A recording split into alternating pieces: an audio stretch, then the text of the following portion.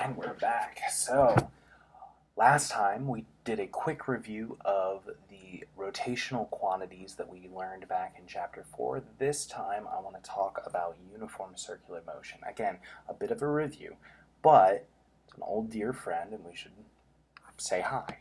So the thing that I want to really reiterate here is that we are always accelerating as soon as we start going in a circle. So even though we say we are in uniform circular motion, we still have an acceleration. We have a vector, our velocity vector, right? If we quick draw a circle, we have a velocity vector that is constantly changing direction. We are tangential velocity, our linear velocity is always tangent to our path here, and so I'm always going to be changing the direction of that vector. If I change the vector at all, I'm accelerating. So we call that the centripetal acceleration, and we say that centripetal acceleration always points radially inward to the center of our rotation, right?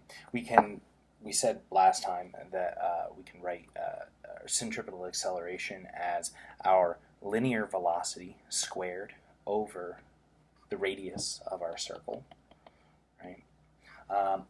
Or we could also write it as the angular velocity squared times the radius of our circle. Two different ways to talk about it. The big thing here is that our tangential acceleration is zero.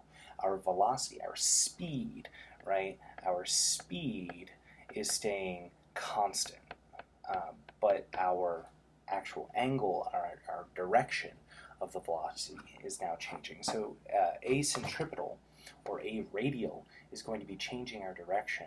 A tangential is speeding us up or slowing us down. So for uniform circular motion, a tangential is zero.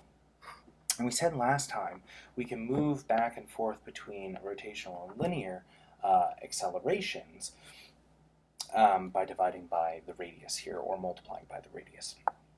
So when I say A divided by R, I'm actually saying A tangential divided by R gives me my alpha. So in uniform circular motion, we're not only saying that the tangential acceleration is zero, but that our angular acceleration, alpha, is zero. All right? That means that omega is going to be constant.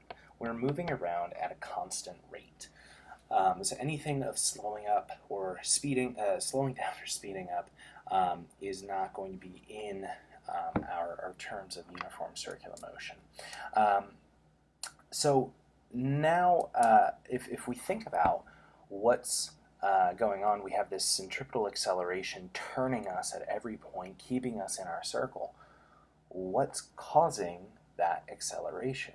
Right? Up until about Chapter 5, we really didn't care about the source of the acceleration. Then Newton came along in Chapter 5 and said, whoa, whoa, whoa, whoa, any acceleration has to be caused by a force. So that's what we're going to talk about next time. What forces actually cause centripetal acceleration, and how can we deal with them in terms of Newton's second law, Newton's first law, and then Newton's third law as well. So that's our next video. Tune in then. Thanks.